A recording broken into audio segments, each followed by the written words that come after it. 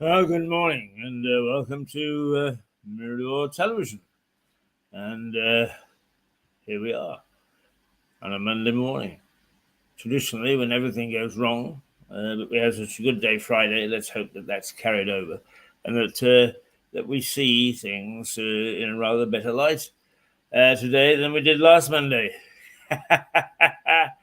Anyway, this is the first Monday in October, so let's celebrate the fact that we are now entering the fourth quarter of the year. And we were sitting here just a moment ago talking about what we were going to do in the first quarter. Well, my goodness me, it is so fast the way that time zips by, is it makes your head spin. Anyway, we'll get on with the business. Just to remind you that we are broadcasting from the White Hart Hotel, that we are local but not parochial. We broadcast international material. We broadcast to an international audience, but we are located in Lewis and we pay attention to our base. So if that doesn't confuse you, nothing will. Right, okay, let's very quickly then do what we normally do, and because we've got coming up today, Monday is always an interesting day. We have the two Bs in about 20 minutes, 30 minutes. We have Harry Atherton from France, from Normandy, at 10 o'clock. And we have Suzanne Mouchot from New York at around about 10:30, quarter to 11. And so there you are. That's what we've got coming up. Those of you who are familiar with our programming will know that that's pretty vital stuff. And those who aren't, stay tuned or tap back in, because I think you find that it's a bit of a fascinating stream for local television. Really, honestly, we believe so. It proves true. Okay, let's take a look at the papers from the front page. And the main story this morning is that the Metro says that Rishi is my target is to win inflation. The Prime Minister pins his election hopes on halving rates, not tax cuts.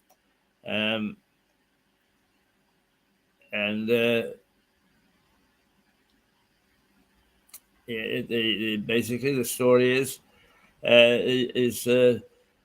on the first day of the Conservative Party conference, which was yesterday, the main story was that the Prime Minister has recommitted his target to slash inflation in order to convince voters to back him at the next election.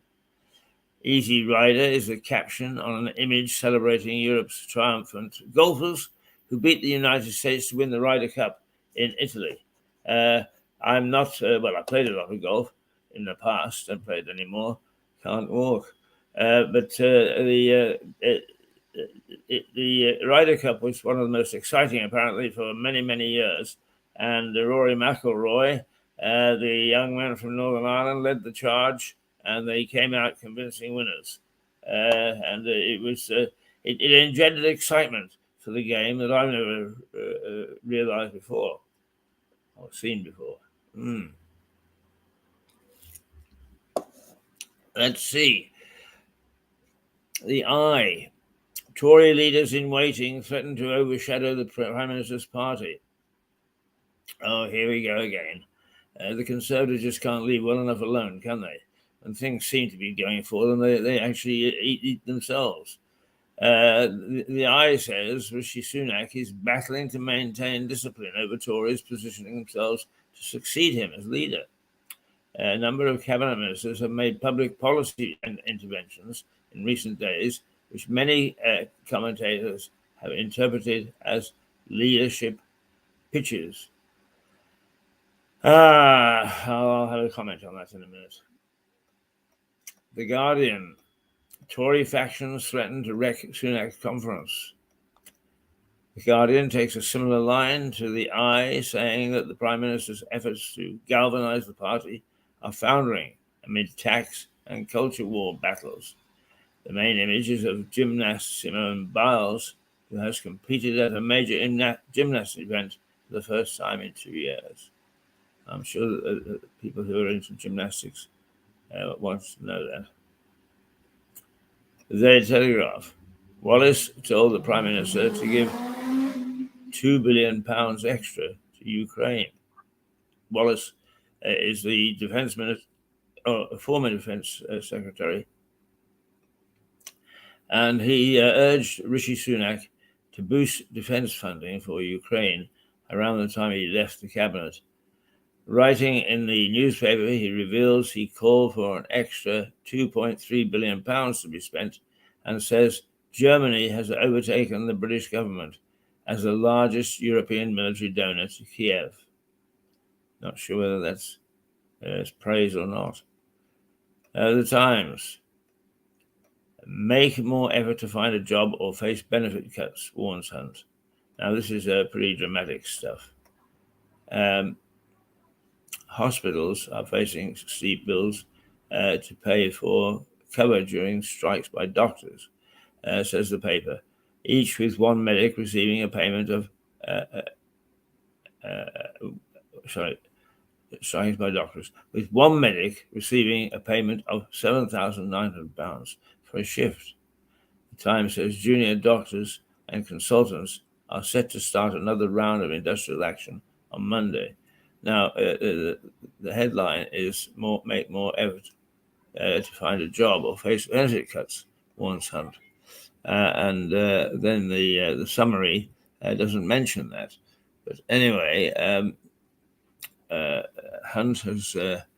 Jeremy Hunt has warned that he's cutting down on who gets money if they don't actually go out and look for a job, because the favourite at the moment is to go and collect some free money from the government and take down the list of jobs available, turn up for an interview, and then not go back. My barber, for instance, says that he has a stream of people come for a gap that he's got, and he interviews them and says, yes, you'll do, and never hears from them again. So that's something to be adjusted, to be attacked. And the Daily Mail, here we go. This is the big one, because this is going to stir the juices of everybody. Mobile phones are to be banned in schools. The Education Secretary is to announce dramatic intervention to the relief of millions of parents and teachers. Gillian Keegan will announce a ban on mobile phones in school classrooms in England. And the Mail reports, it says the new guidance will also apply to phones being used during breaks, in a move, the paper says, which is designed to end disruption, make it easier for pupils to focus. Wow, that's going to be pretty dramatic, I tell you. I wouldn't like to be a teacher trying to impose that. All right, here we go. The Express picks up the theme of, on the work shy. It says the Daily Express leads on a preview of Chancellor Jeremy Hunt's conference speech, in which he says he wants to incentivize work over claiming benefits. He will also pledge that the national living wage will rise to at least £11 an hour next year. Well, they've said it. The Mirror. Free school meals, right? Do the right thing, Prime Minister, it says. The celebs give every child a chance. The Daily Mirror's front page unveils a number of high-profile celebrity backers for its campaign calling for free school meals for every primary school child. Olivia Colman, Kate Winslet, and Brian Cox are among those supporting the campaign. The Financial Times: exporters face hefty EU carbon tax after Sunak weakens climate policies. What the Financial Times is saying is that there is a knock-on effect from the government's decision to cut back on their zero climate target, because it could mean that British firms exporting to the continent will face higher taxes under rules due to be introduced by the bloc in 2026. The Daily Star: bonkers freak weather has made conkers soft. And nuts are in crisis, it says. World champs may have to bake them. Conkers season is almost upon us, but because of topsy-turvy weather conditions, this year's haul may not pack the desired punch. The Daily Star warns. Go to the Star. It always gets us gets us going, doesn't it? It really does, yes. Well, those are the headlines, and there are a number of issues there, I think, that we need to take account of.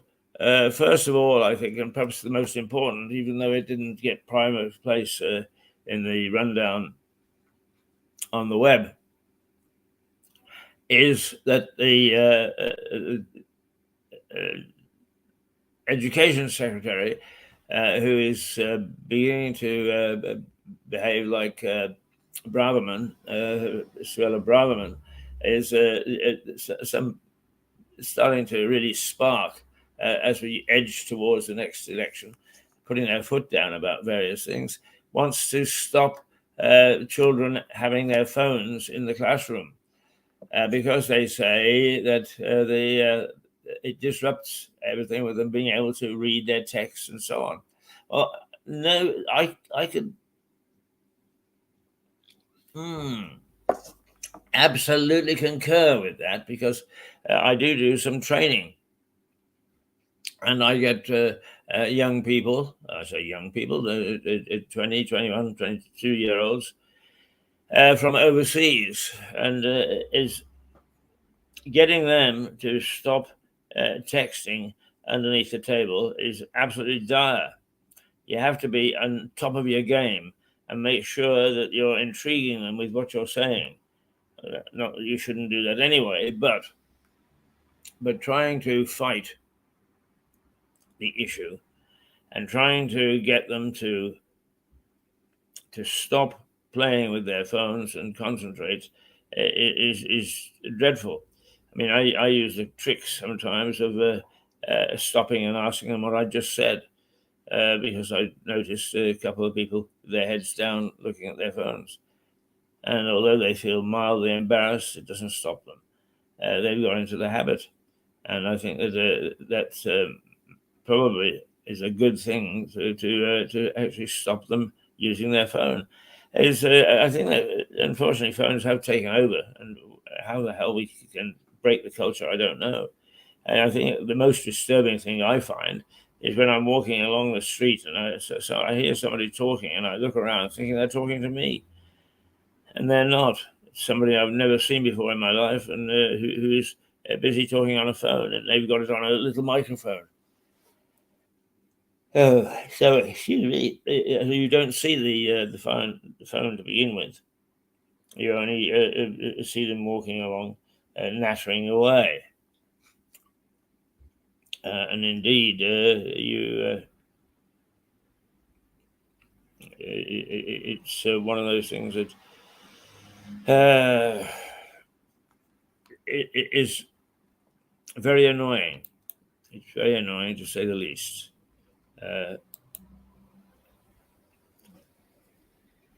And Whether anything will come of it, I have no idea. But what I do know is that there'll be massive uproar from all sorts of quarters as to why children should be allowed to use their phone. When I was at school, by the way, I mean, it is interesting to note that you still used phones that were public with push button A, push button B. And there would be one somewhere lurking near the school, but not too far, not too near. So to hop out of the classroom and use the phone was impossible, and there was no other sort of phone, and mobile phones did not exist. We seem to get along all right with it without them. So deprivation, although it may be a modern phenomenon and something that bothers people in modern day Britain and modern day world, for that matter, is it shouldn't get too difficult to adjust to not having um, their phones at hand. They want to talk to each other. They can talk after school, after class. That's the way it really should be balanced, anyway. Oh, the other headline that I think grips me particularly is that we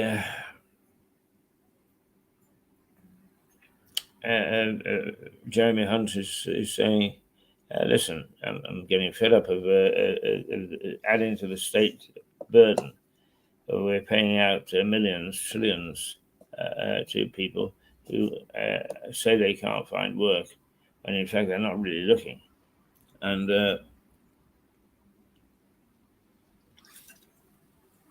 in each society, every sector has got to pull its weight. It's got to make its contribution. There's any argument there. And while some very left liberals might well sort of say, oh, well, there are some people who find it incapable of working. Yeah, that's true. If we can identify them properly, then we can look after them properly. But it's the average. I mean, we've got full employment in Britain and thousands of jobs, and yet lots of people are picking up their universal credit or whatever. And if you can't get a job that you really prefer, it's going to do one that you can't until such time as you can get the opportunity to go. I mean, there's one brave young lady that I know who is a songwriter, and she actually works in a pub. Now, as a songwriter, I'm sure she'd prefer not to work in a pub, but she does in order to wait against the day when she can get a job. Admittedly, it's a little esoteric job, not for everybody, but nonetheless, a little waiting game is not going to hurt. Not going to hurt one little bit. Now, the weather is it's going to say somewhere around 20 degrees today. Sunny periods with a mild breeze. So once again, staying relatively pleasant. Not overheating, but by the same token, we haven't abandoned summer yet. So a good time to go out. Late afternoon, it's going to be all sunshine.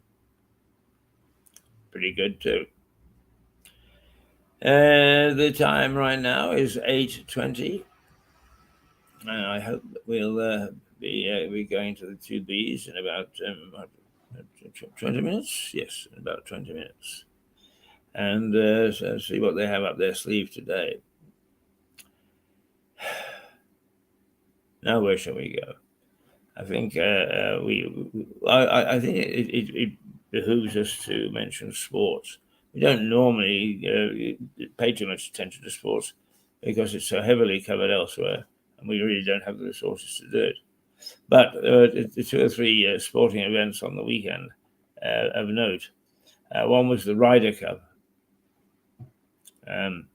the traditional golf match between Europe and the United States. And on this year's tournament, Rory McIlroy led the European team, and he led them to victory. And there was a great deal of excitement about this match. I've never thought of golf really as being a sport that gets spectator excitement, but by golly, it shows the air was crackling, and it was a wonderful occasion, and very, very good that our golfers can beat the United States. There was another couple of sporting events. I'm trying to think what they were. One was that the American football returned to Wembley Stadium. I think it was the Jacksonville Jaguars against the let's see, it was the they call it the Pirates. I had it a moment ago. Never mind. But anyway, Jacksonville came out the winners. Of course, as usual, football spread over the weekend. And the Rugby World Cup took another turn, so that we now more or less know, or will know by the end of next weekend, whether there's a place for your country in the quarterfinals. It's been a round robin type tournament so far. It becomes knockout next week or after next week. So there's lots to play for. Lots to play for. I think that's about the lot in terms of news and sport and information for the moment. Shall we? What should we do? Well, I'll tell you what. Let's go down to our favorite. Sorry, Kevin.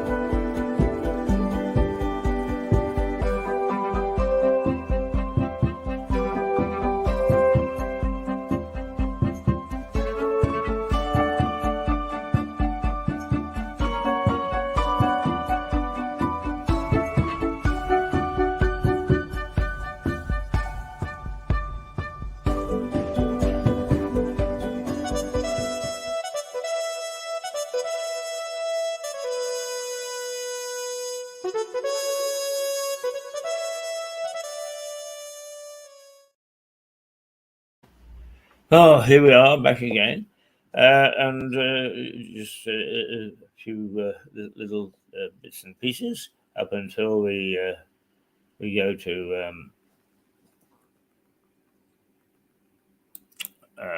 we go to the two boys. Actually, I think what we might do is we might play a little bit of our program Catch 'em, which is being developed. This is an old one, but it'll give you some idea of what things are going to be like.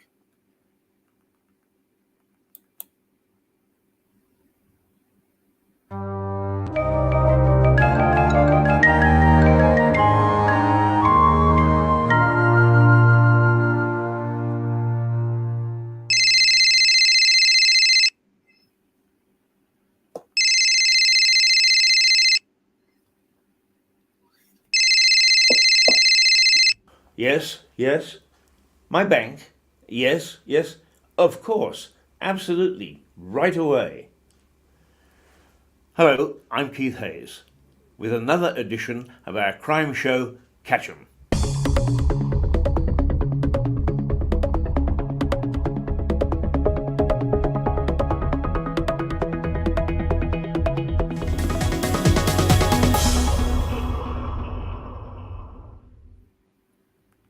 I just said yes to a caller who told me he was from my bank and wanted details of my account. He said I needed to verify that a large sum of money had been transferred out. Well, there's no fool like an old fool, and I gave them to him. Sadly, of course, the call wasn't from my bank at all. It was from a member of a gang of con artists who wanted to gain access to my account and my cash. Actually, I didn't fall for it. But it's an old con, and each generation of criminals using it sound more plausible than the last lot. A team of these con artists has been operating in the Seaford area recently, so be on guard. The con men in this case have been bolder than most and pretended to be police officers investigating fraud at Argos. So far, the callers have been frustrated because their targets have recognised the call for what they are: fraudulent. But this is a common crime, and many people in a moment of panic fall for it and reveal bank and credit card details. They're very sophisticated, so don't fall for it. Keep your bank details and your cash to yourself.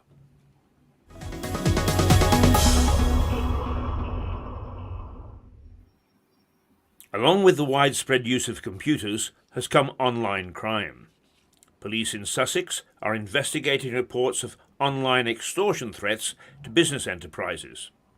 A gang has been making threats online that if their victims do not pay virtual currency into an online account, their websites will be attacked. Businesses in the hospitality sector have been especially hit by these thugs. In just a week, 5 businesses, restaurants, B&Bs and hotels across the county have reported receiving emails threatening to hack their websites. The criminals demand that the owners pay £500 by Bitcoin into an online payment address. The Sussex Police Cybercrime Team are investigating.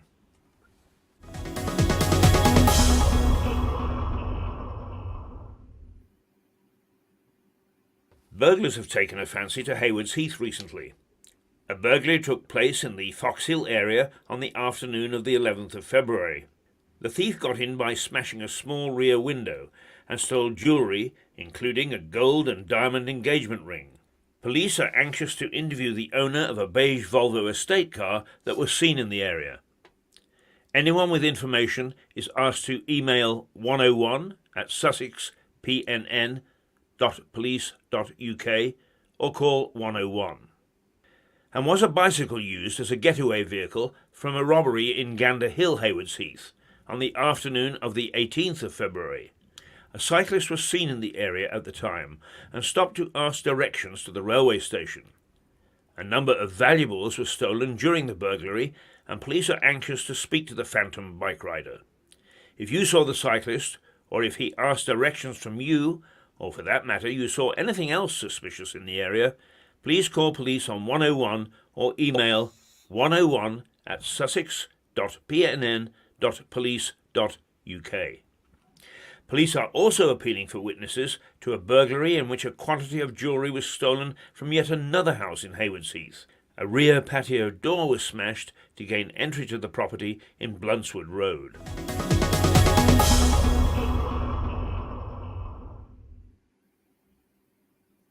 Staying with daylight robbery, but switching location to Hailsham now.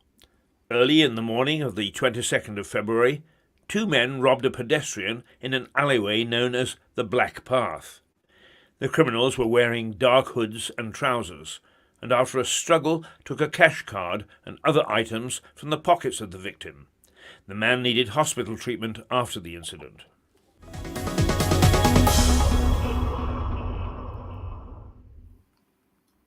The crime of vandalism is the deliberate act of destroying or defacing the property of another person without permission.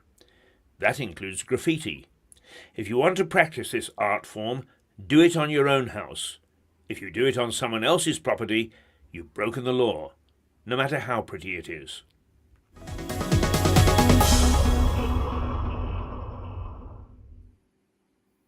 It's a funny old country we live in, but do have a thought for people in France. They're breaking the law if they call a pig Napoleon. Back at home, it's illegal to keep a pigsty in front of your house. And rugby players take note, it's illegal to sing any profane or obscene song or ballad in any street. If Monday morning is wash day for you, then dry it in the back of the garden. It's illegal to erect a washing line across any street. And if you're visiting London, be patient in the Underground station. Under the terms of a bylaw, it's illegal to jump the queue in the tube ticket hall. Finally, a warning to our local MP. MPs are not allowed to wear armour in Parliament. A statute brought into law in 1313 forbids the wearing of armour by members of Parliament when they go to the House of Commons. The law has never been repealed.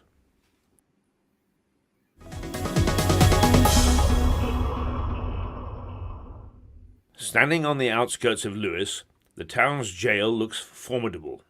It was built in 1853, and over the years has played host to a number of famous names from the world of crime. The Russian prisoners from the Crimea War, who were held in the old naval prison, have become famous over time. There's a monument in St. John sub Castro churchyard to those inmates who died while in captivity. It's paid for by Russia. A play has been written about them, and only recently the Russian ambassador paid a visit to the site.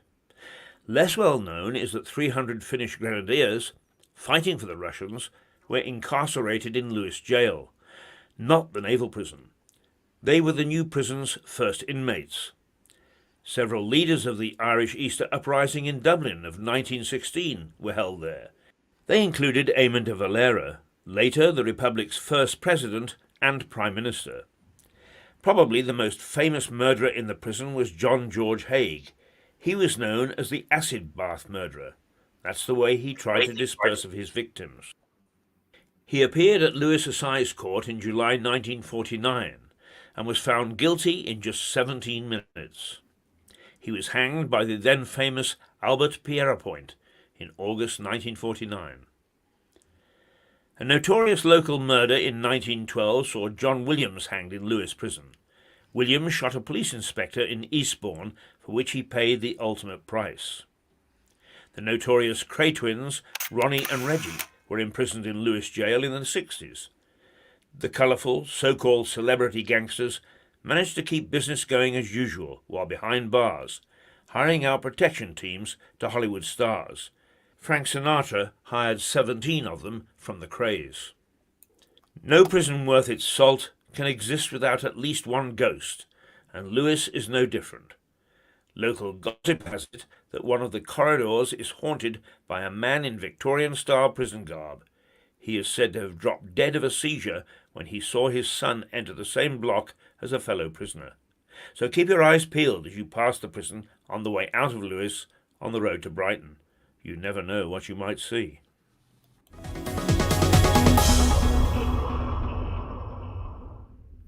Back to today, and a murder took place last week in the town of Mayfield. A 17-year-old boy has been charged with the murder of local man Paul Jeffries. 2 teens and an 18-year-old man were also arrested in connection with the incident, but have been released on bail.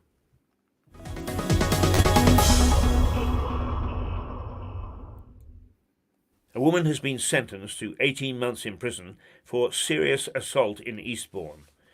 35-year-old Jodie Fiona King was given the punishment at Lewes Crown Court for an attack on a man in the centre of Eastbourne last May. The assault left the man needing hospital treatment. And that's Catch 'em for this week. Join me next week for another look and roundup of crime within the district of Lewes. Keith Hayes, South Downs.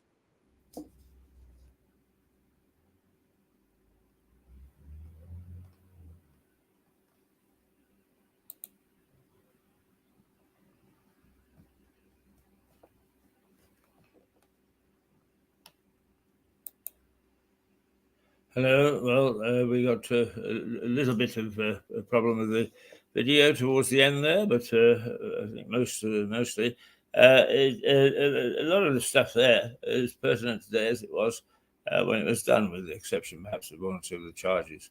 But that is how we plan to cover the day-to-day crime in this whenever it's noteworthy.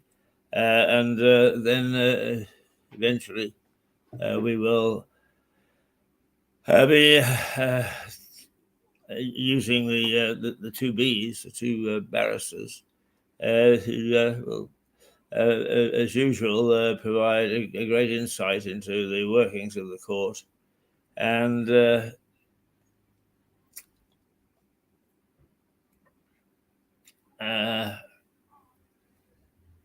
let's remove that first of all. And we'll keep up to date with what's going on in the criminal world between the two of them. I have Richard Barton standing by. We're just waiting for Philip now, and then we will be off on another journey. Goodness knows where they will take them. As the boys made a point last week, and so did John Henty, is there is almost nothing scripted on Mirador television. It's all done on interaction and what's going on and so on and so forth, which makes it much more exciting, but much more of a challenge, because we have no idea what we're going to say to one another. And so it's using our wits to make sure that we can actually respond. So it's a lot of fun, let me bring up Richard first of all, and then we'll just wait for Philip. Good morning, Richard. Morning, Keith. How are you? I'm not too bad, thank you. And you? Yeah, I'm fine. I've managed, by reason of the fact that I've got a lot of paperwork to do, which I'm afraid is one of the banes of my life. No, I know. I'm not going to court today, so that's that. Yeah, increasingly, as I get older, I think, do I really need to go to court? Could I not just sit at home and do everything from there? The dog's happier when I'm here. He gets anxious when I go away. So he's happy. Yeah, oh, he's extraordinarily happy, and he dare I say it, because he's a collie. There's lots of words he knows. For example, he knows the word pub, which means the black horse. He knows the other pub, which is the Pelham Arms, and he can tell the difference between them. So can I. yeah, exactly. Yeah. And he knows Pete the Meat, which is when we go to the butcher's. And he knows shop, which is when I go down to the Patel shop on Leicester Road. So he has quite a vocabulary. And so when I'm not going to court, and this sounds slightly pathetic, I know, but let me confess it. I say it's going to be a daddy day today.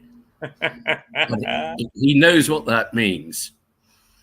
And the WORK word, which I occasionally have to use, I'm not going to say it now because he's in the room. He really hates, because he knows that if I say that, it means you gotta go. I'm going to be suited and booted and out the front door. Yeah. Now we've got Philip standing by, so I'm going to give you your formal introduction. So hang on a minute.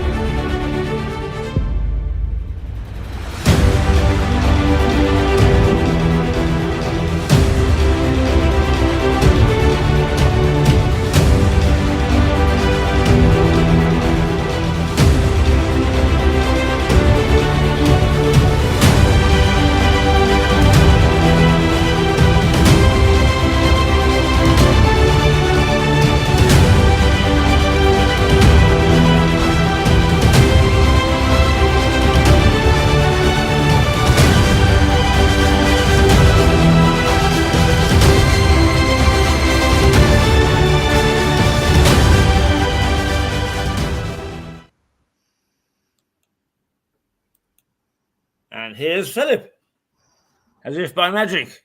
Morning. Good morning. Keith.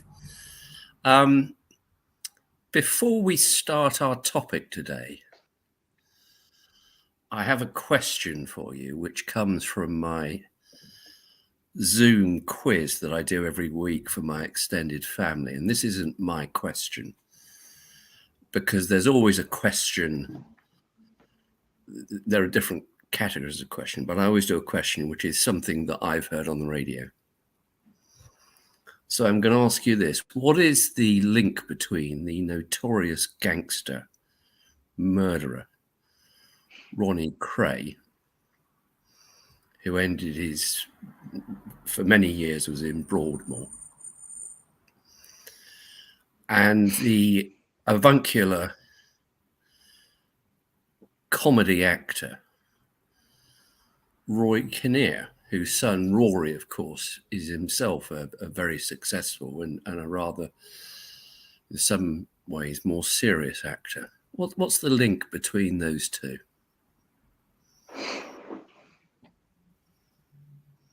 And Phil, this is a question. I haven't got the first. Well, are they buried in the same place in London? No, it's the sort of question that Phil would ask me, because he's quite good at these things.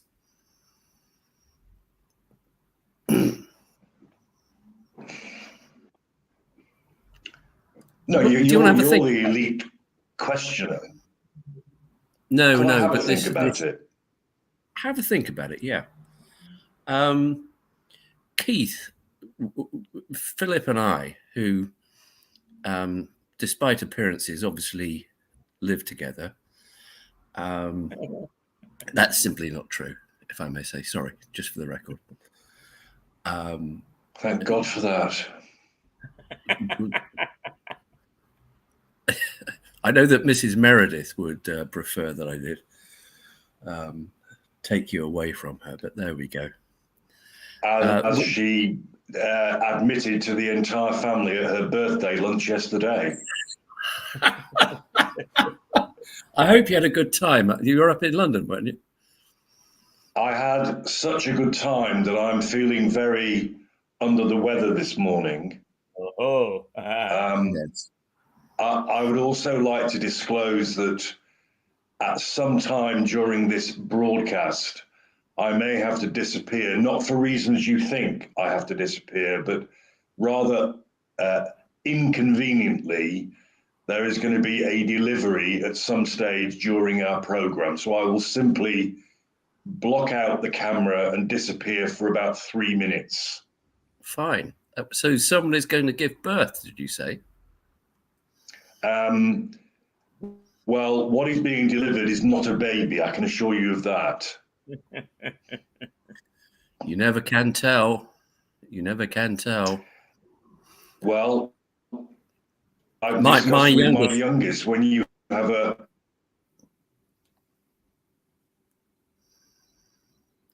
I've lost you, Phil. I was going to say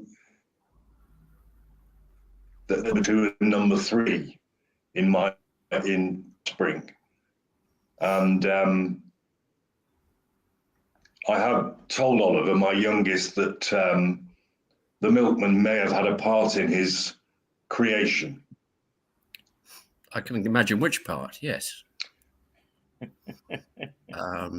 A comment he doesn't enjoy. Yeah. My youngest one was delivered. Young Amazon, as I call her, because that was the name of the delivery company. And anyway, enough of that silliness. Phil and I thought today that we would talk about something that's been in the news, which has a vaguely legal aspect to it. And it starts with this chap from Belarus who was tried in Switzerland for being a hitman, assassinating members of the opposition party. And very bizarrely, the Swiss court, which is a judge-only court, it doesn't have a jury, acquitted him on the basis that despite his admissions that he was a hitman, decided there wasn't enough evidence against him. But I thought we'd talk about assassinations. Might be a slightly dark. What went dark? Sorry. Well, it's a slightly dark topic, isn't it, for a Monday morning? But I think we can cope with that. We can keep it light. I see. Sorry, again, I didn't quite catch what you said. It is, but it's also very interesting. Yes. What you allude to is a very sad tale, because two of the disappeared, as they call them,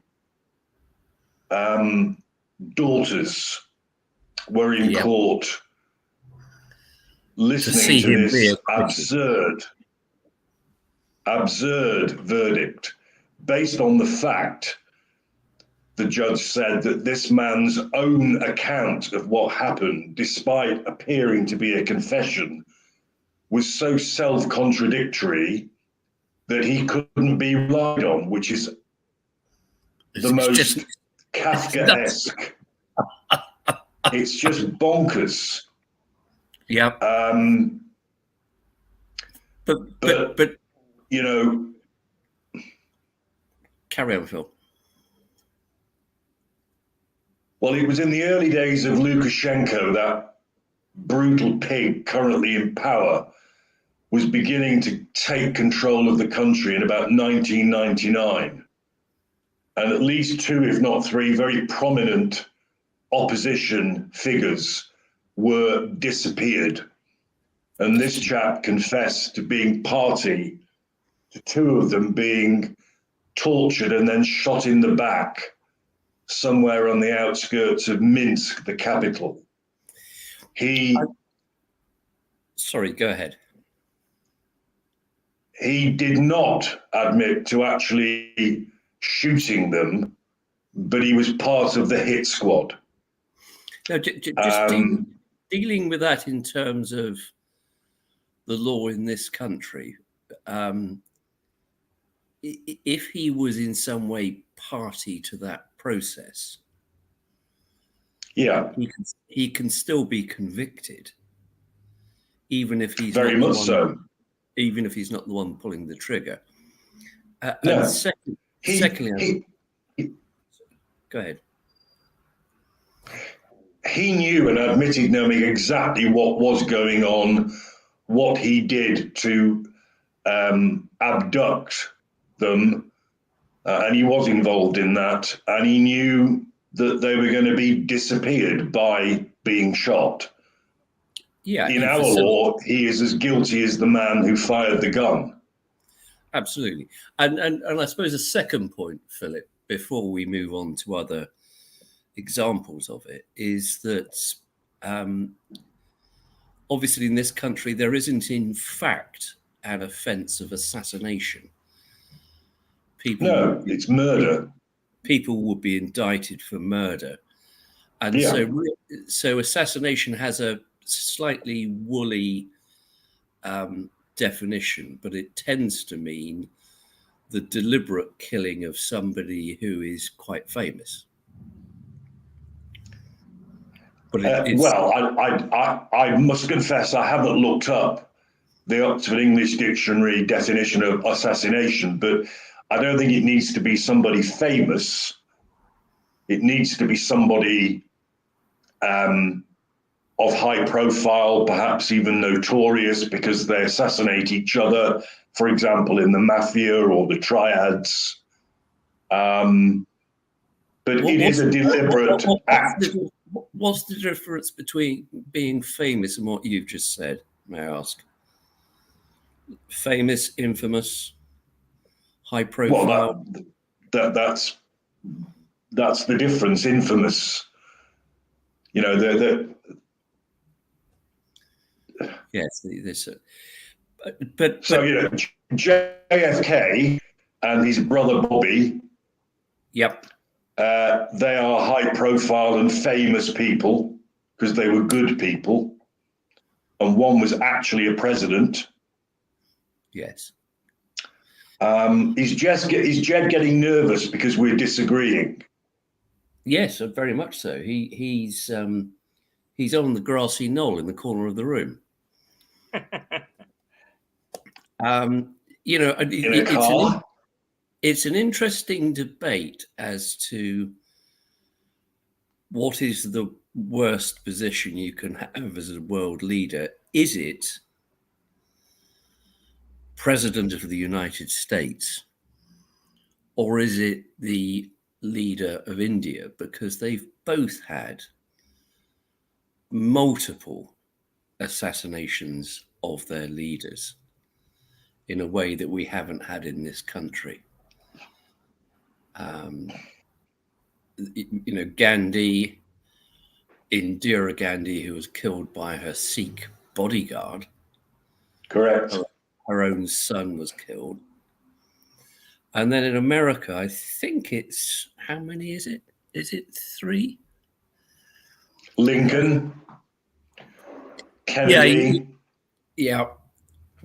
There's Garfield, who after whom the comedy Cat is named. Yeah. Which is a bit unpleasant. And there's McKinley, yeah. And then there have been lots of other attempts, of course. You remember Ronald Reagan being shot. But the bullet went straight through the top of his head, out the other side, and didn't cause him any damage at all, of course, because he had no brain. Yeah, you didn't need to add that last bit because the joke was obvious. Yeah. So you rather over-egged that one. You're very kind. No, that's fine. Yeah. Well, the story about the Abraham Lincoln one, which is he got shot when he was in the theatre. He was. And then the assassin jumped down, in fact, broke his leg. John Wilkes Booth. Yeah. And the story is of the journalist, and this is you, Keith, who says, well, regardless of that, Mrs. Lincoln, what did you think about the play? Which I could well imagine you asking, Keith, when you were in your pomp. Can I just mention, in reference to a couple of things that you said, is first of all, I spent a year and a half living in Sarajevo and crossed the bridge where the assassination took place. And every time I got a prickling down the spine. It is the most peculiar feeling when you cross there, realizing what had happened. And secondly, I interviewed Indira Gandhi about a year before she was assassinated. Good grief. And what did you make of her, Keith? When she entered the room, I suddenly understood what aura, what the whole idea of an atmosphere was all about. She had charisma. Terrific charisma. I found her to be a very, very sound and solid person to talk to as well. She was very thoughtful, and there was nothing defensive about her. But she explained her country's policies in a very careful and studied way to make sure that I, as somebody who not a specialist, understood. I was very impressed with her. Very. But it was her Sikh bodyguard who assassinated her, wasn't it? I believe it was. I'm struggling with a memory on that one. No, but I believe that was the case because of tensions between the various religions there, and the Sikhs were always seen as being the. It was a Sikh bodyguard, and it was because of the way she had handled the Amritsar temple escapade. Sarajevo, this is one I was going to mention very particularly because if there was ever an assassination that caused a world conflict, it was when Franz Ferdinand and his wife were shot.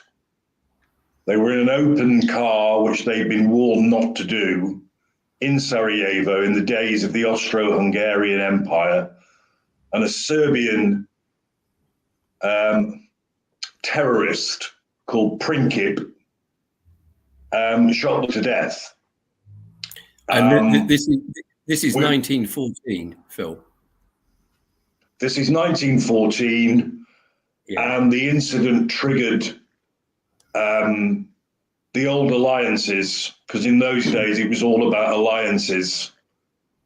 So Austro-Hungary declared war on Serbia.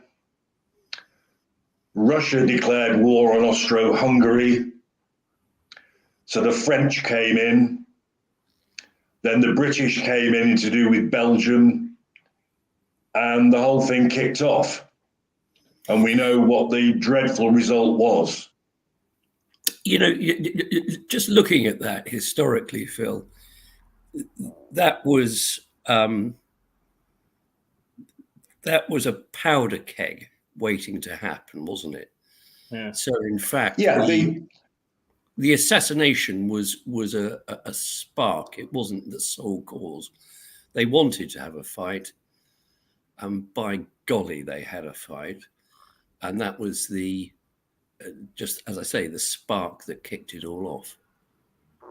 Well, as Keith may agree, both currently and historically, the Balkans has traditionally been the powder keg of Europe. Yes. The Balkans has always been the epicenter of unrest because there are so many different races, creeds, origins, you name it. Which is why Tito performed a small miracle by keeping the lid on the then called Yugoslavia for so long. Yes. But when that ended, quite remarkable achievement, actually. And the other thing that I'm sure that you knew, Philip, is that Montenegro was the center of all spy activity in the world at that particular time. That I didn't know. That's a very interesting piece of information, Mr. Keith, as usual from you. Well, Mr. Keith, of course, was a spy, but won't tell us that. You've got to remember. Well, he can't, can he? No. None of that. He looks like a spy. You know, he looks like one, doesn't he? We all know. It's the third man all over. It really, it properly is. Well, he could even be the fourth man. Yeah, and look, he's giggling away because that's his cover. Absolutely. I mean, he wears spectacles, but they're just clear glass. He's got perfect vision. and he has a pistol underneath his hat as well, as we all know. Yes. It's too uncomfortable under my arm.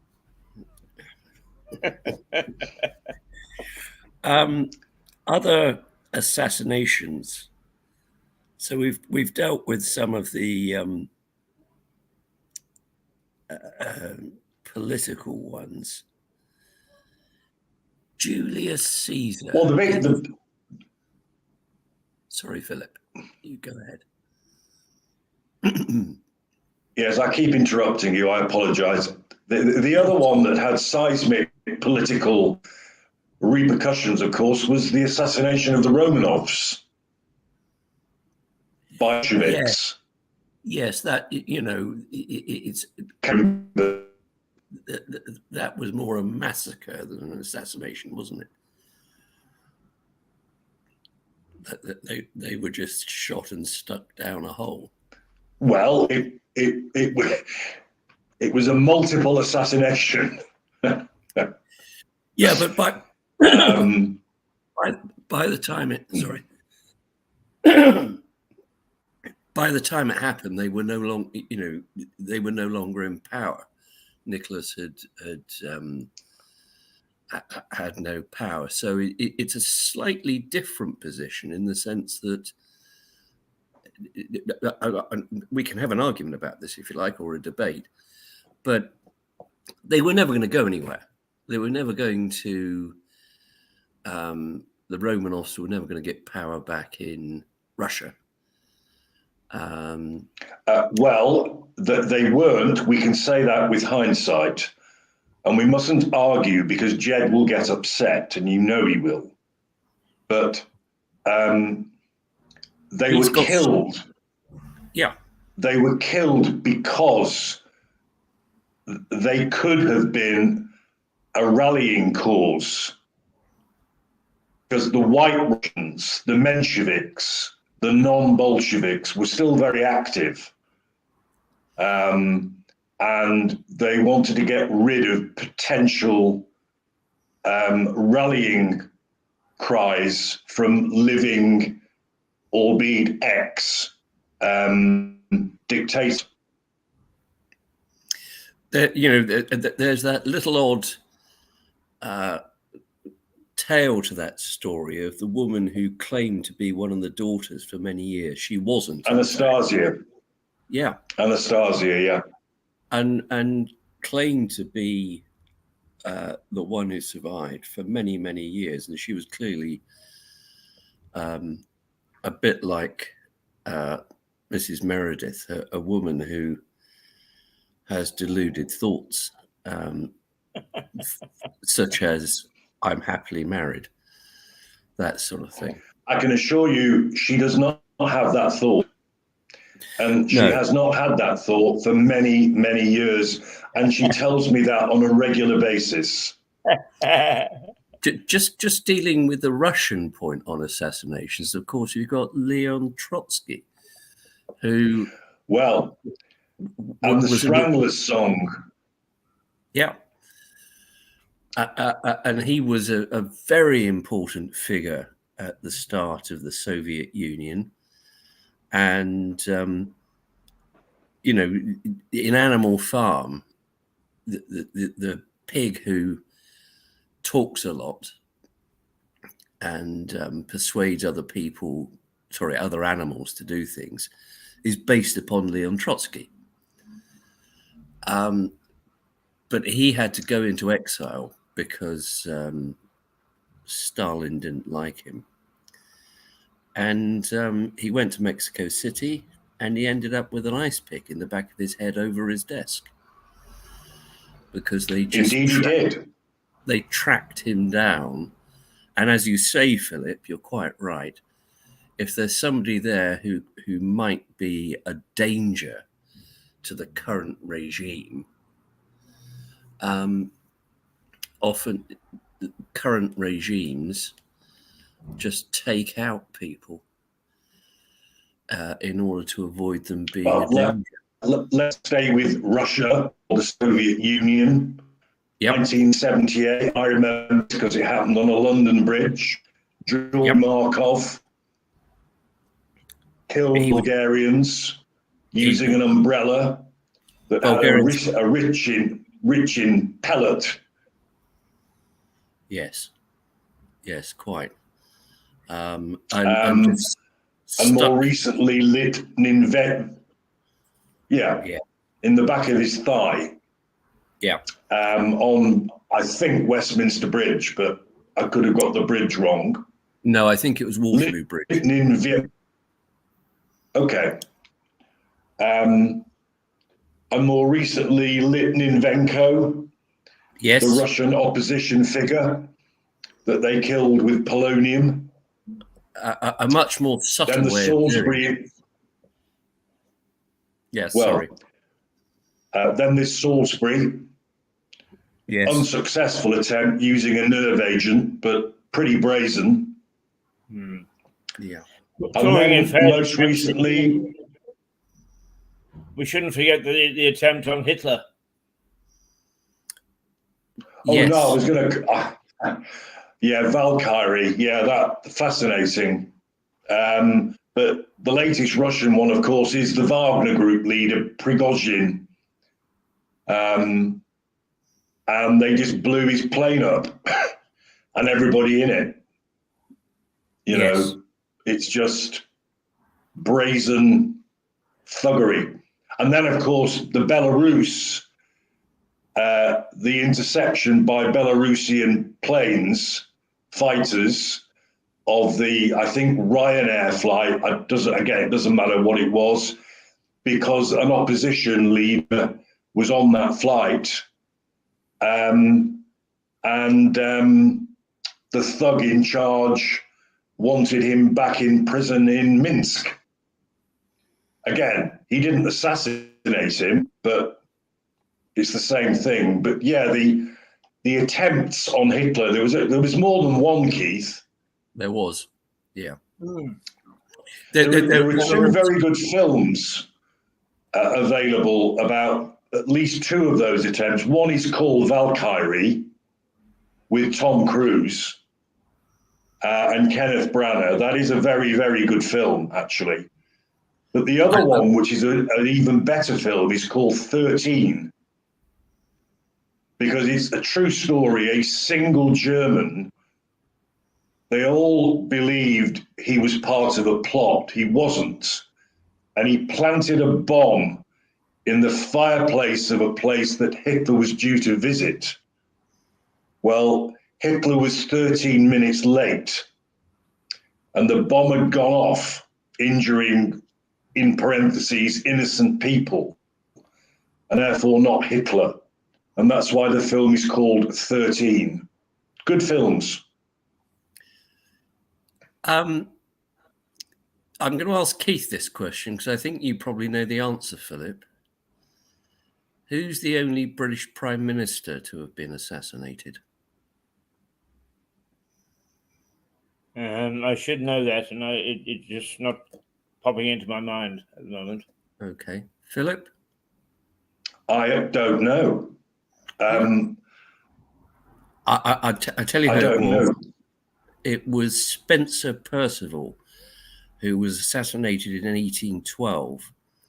And Philip, you will remember, just outside the temple, the White Swan pub. Oh, yes. Which was Keith, it was a lovely pub where the journos and the lawyers would meet together, and they also had 3 pool tables, which was a nice thing because I quite like playing pool. And in the pub there, it's gone now, it's been redeveloped, but they had a framed letter written by the assassin who had killed Spencer Perceval, and he wrote it to his partner when he was in the condemned cell. And that's the pub, in fact, where Amnesty International was founded. And that's one of the reasons they had various bits of memorabilia on the walls. But Spencer Perceval, of course, the other interesting Prime Minister, not quite an assassination, but an attempted assassination, was that of Robert Peel later in the century. Yeah. And that's of interest because the chap who did that, it was just in Hyde Park, and he shot and didn't kill Peel, but he did kill his secretary who was with him. Was called McNaughton. And we still use rules about insanity that are called the McNaughton rules. Because indeed we do. And so, it's one of the oldest pieces of law that we use. And it's how you define whether somebody is capable of understanding the nature of their acts. And it was a court, so it was a court back in the middle of the 19th century. It seems extraordinary. Came up with what was in fact quite a coherent series of questions to ask. But it was an attempt on the then Prime Minister's life. Not successful.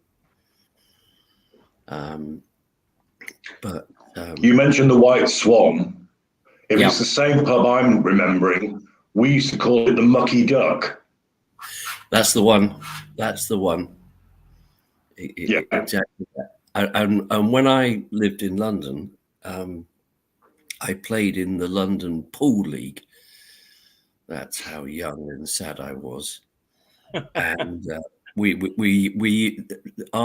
team that I had, which was a team based in my then chambers, used to play out of that pub. And the senior members, I was quite junior. The senior members of my chambers insisted every other team in the league called themselves after whichever company they worked for or whatever. Senior people in my chambers said, no, you can't do that. You can't associate yourself with our chambers because effectively we're too posh. So we were called the Skywalkers. And we had I've got to say this, we had a whale of a time. One evening a week going off and having a drink and playing pool. Those are the days. Did they have a specially reduced height table for you? No, they had a little stool for me to stand on. It was fine. Ah, good. All right. I had a dispensation. I had a dispensation about keeping a foot on the floor. Yeah.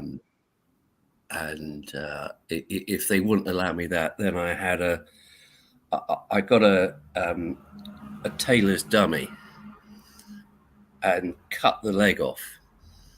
So Yeah. I had one long leg that I could. It wasn't really my leg, obviously. It was this tailor's dummy bit that would touch the floor, so I was okay. So thanks for asking. Good. Well, they accommodated you then. That's good. Well, Phil, in the same way that I've no doubt they would have accommodated your enormous stomach if you were leaning over the table. Whereas your height, whereas your lack of stature has always been consistent, because it's inevitable, I haven't always had a large stomach. There have been times in my life I've been rather slim, actually. Phil, Time ago. Yeah, but you see, your problem with your big fat stomach when you lean over the pool table is that you will inadvertently move your balls, won't you? When they're movable, yes. There were lots of attempts. Minutes, I will be disappearing briefly. Okay. There were, oddly enough, a lot of attempts on Queen Victoria's life during her reign, which looks a bit odd because she was. Sorry, Phil, you go ahead. She was very unpopular because after Albert went, she became no interest in politics, was never seen, and there was a great deal of resentment. Well, there were great deal of resentment. There were attempts on her life before Albert died. You know. Well, that's no. Yeah, and it's an odd thought, considering how she's sort of venerated now, that there were people thinking that they would try to kill her. Somehow she managed to avoid them all. And obviously lived to a great I'm age. not sure she is venerated. She's not venerated in the same way that Elizabeth II is venerated. No, Victoria wasn't very popular. I mean, her era, the label Victorian, that's a different matter. But I don't. The only thing memorable about Victoria was just how long she reigned. So to me, she's more of a definitive name, an adjective almost for an era in which so much happened. But nothing like as popular, in my opinion, as Elizabeth II. I think that's probably right, but also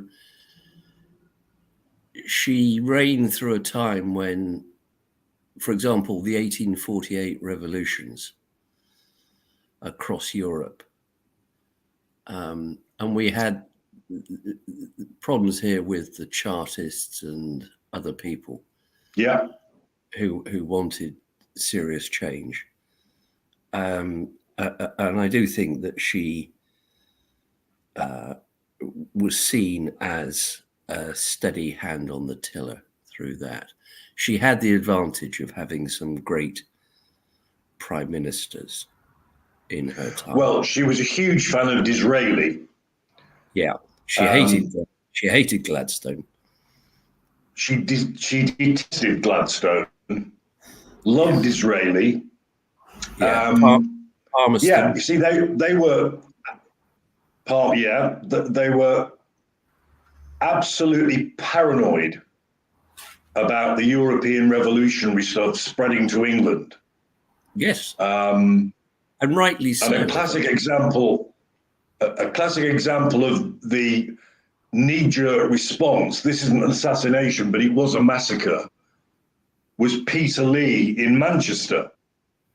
Peterloo, where they completely overreacted to a peaceful protest. Right, I'm going to have to disappear for 2 minutes. Well, there's no harm in Philip disappearing for 2 minutes, is there, No. Keith, in my particular view? Let me ask you this, Keith. We've been talking about assassinations. Which in history would you say was the most important, the most impactful assassination? You can take your time to think about it, and I can just talk for a little bit.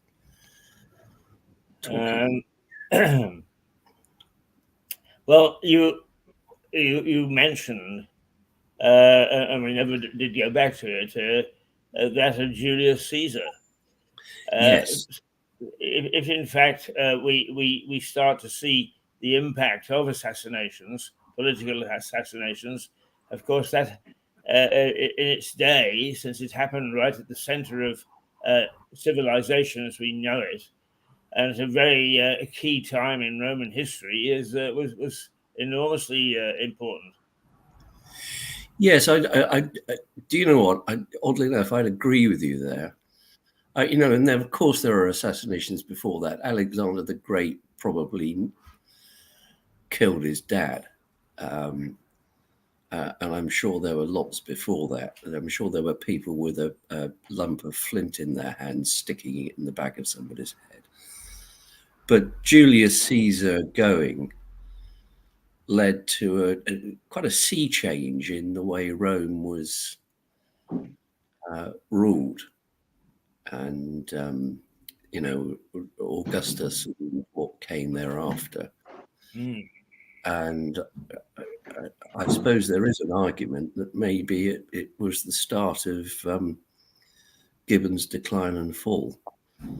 Yes, I mean, I think it probably was. Although, in fairness, what happened afterwards was that the people that took over couldn't keep their trousers up, and that had something to do with the fall of the empire. But then he set the stage, didn't he? Yes. Mm. And yes, it's probably the most iconic assassination, isn't it? The most well-known one, apart from maybe, I suppose, JFK as well in more modern times, which has led to lots of conspiracy theories. I don't know. What's your take on this, Keith? On JFK. Yeah. Well, I was working for a Vancouver radio station shortly afterwards. Not at the time. I was at university, but I had a really first class news editor, news director, as we call them there, and he made a great study of a attorney, a district attorney called Garrett. I think his name is Garrett, who spent an entire lifetime trying to prove that he'd been assassinated by the mafia, and it is said that some of the stuff that he actually gathered was sort of done away with. So if there was a real impact that was muted, if you like, it was JFK's. I can remember I set off for university that morning, and I got to the bus stop, and another student said to me, "Isn't it dreadful?" And I had no idea what had happened. And I said, "Oh, yes, it is." And it took me some minutes to find out that JFK had been assassinated. The impact in the North American continent was huge. I mean, just disbelief. This could not happen in modern society. But of course, then because I was living in North America at the time, I felt the impact rather more than elsewhere, I think. Yes. But what's your view on the suggestion that it wasn't our little friend Lee who had shot him? Well, I don't think that Lee acted on his own. I've never been convinced of that. Whether it was the mafia or others, I don't know. I think that Lee shot him all right. I think that the evidence suggests that the bullet came from his rifle. But the most peculiar thing to me was that his murderer was murdered within such a short space of time before he could actually give evidence of any sort. And that seemed to me to be a cover-up of what had happened. So I've always believed that there is rather more to it than just a single gunman who had got a grudge. So you think Ruby was sent there to silence him? Yes.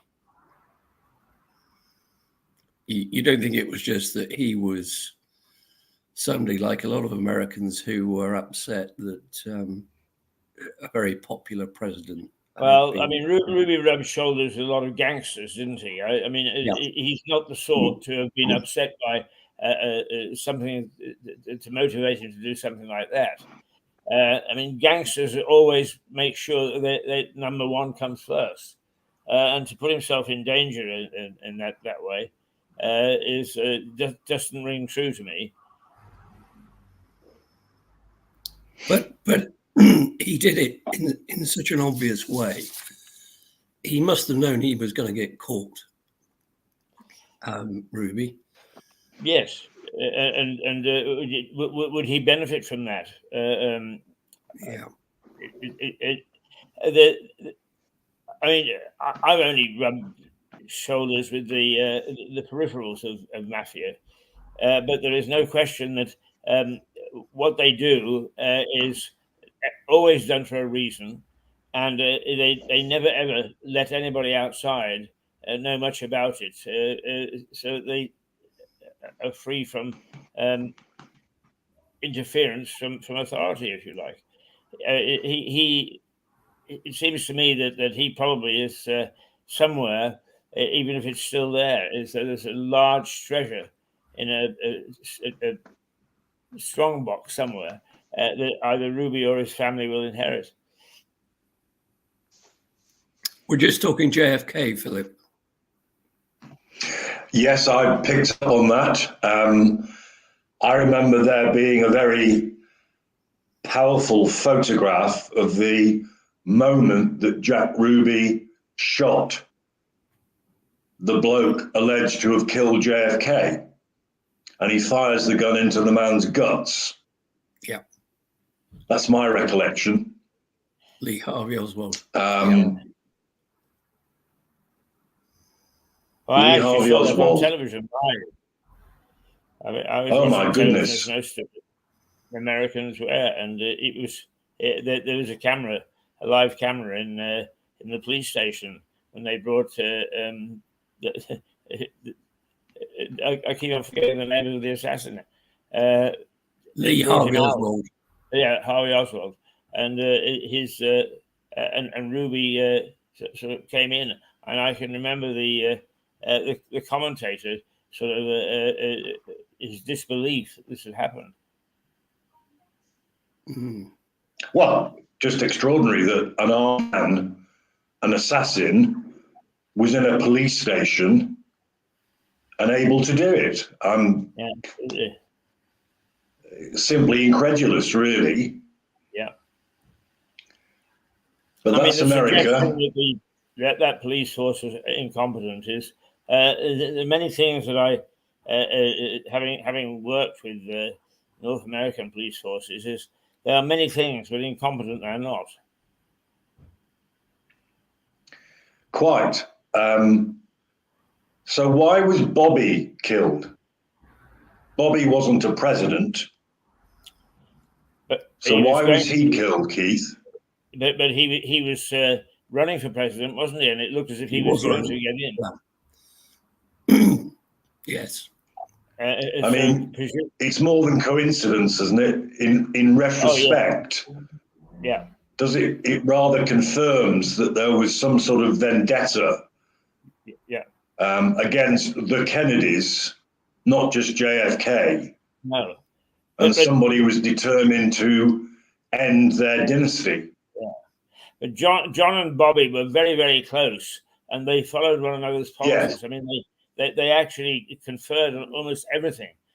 So I'm pretty sure that whoever did it was sure that if Bobby became president, they would have the same problem all over again.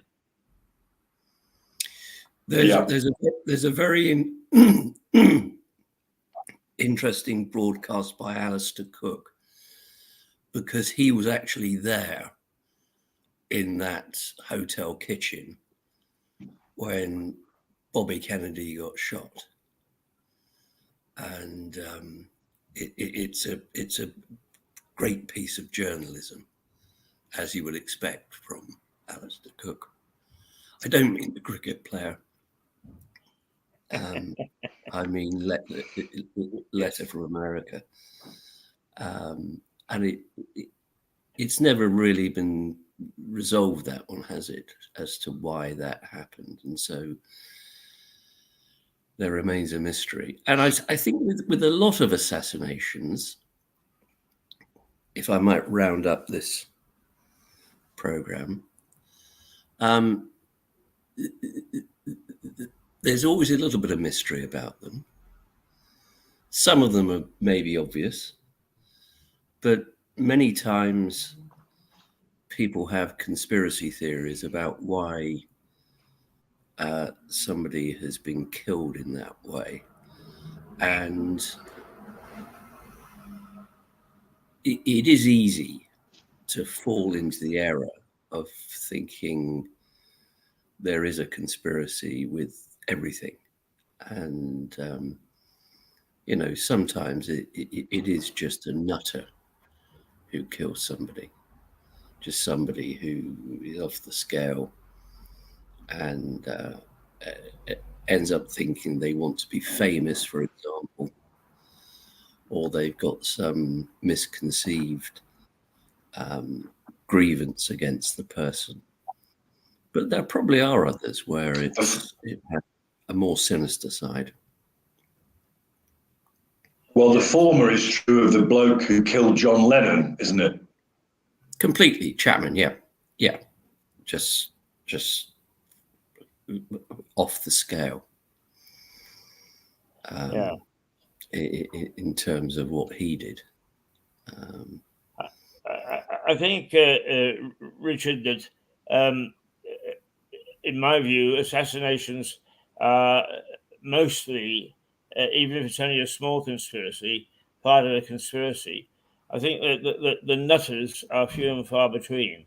The nutters may do all sorts of things, but actually, I know that the question has been put to many people who have been militant and so on, is do you think when it comes down to it, you could kill a man? And when that question is put to most people, the answer is no. It's all very well to talk about it and to threaten it and so on, but you couldn't actually do it. And that's what makes me think that when an assassination takes place, that it is part of a plan of some sort.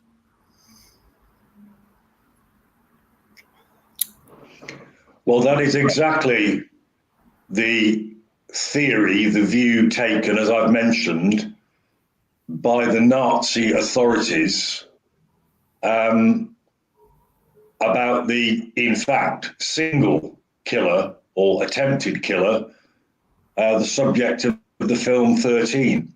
Everybody assumed that he was not, you couldn't act alone. It had to be with somebody else. But I'm with you, Keith, on everything you've said there, because I think the random killer working alone is the exception, not the rule. Actually, the logistics of nothing is really by surprise, is it? The logistics of actually getting yourself into a position to be able to, with a weapon, or an explosive or whatever, to kill somebody is quite complicated and quite difficult, and to do it alone, extremely so. Richard, in this Court of Appeal of 3 judges, I deliver a dissenting judgment. I think there are just people who, on their own, randomly go and kill people for their own wrong reasons. And many of them don't get away with it. Most of them don't get away with it, but occasionally they do. And then they get their fame and notoriety and some kind of pleasure out of having killed somebody.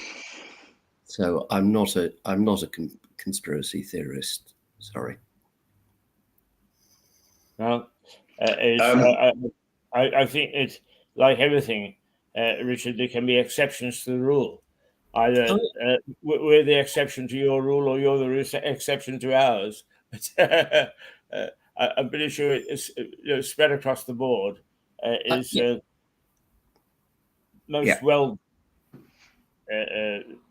I mean, actually, is Indira Gandhi's assassination really was the act of one man, wasn't it?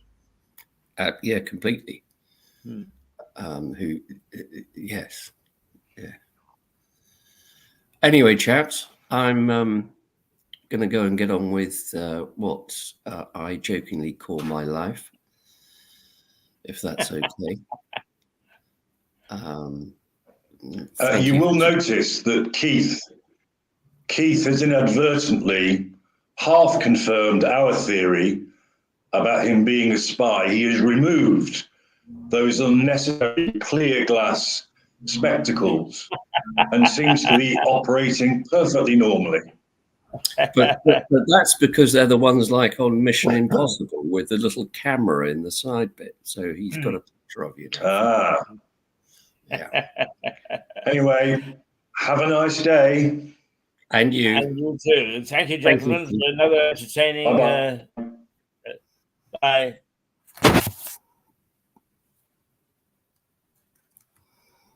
Oh, there we go. It's another interesting morning with the boys. Next up will be Harry Aston at 10 o'clock. Where are we now? Only 9:36. So we'll go away for 5 minutes, and we will come back and bring you some more entertainment, hopefully. Okay, for the moment, a toodle pip, and I look forward to seeing you shortly. Where do we go?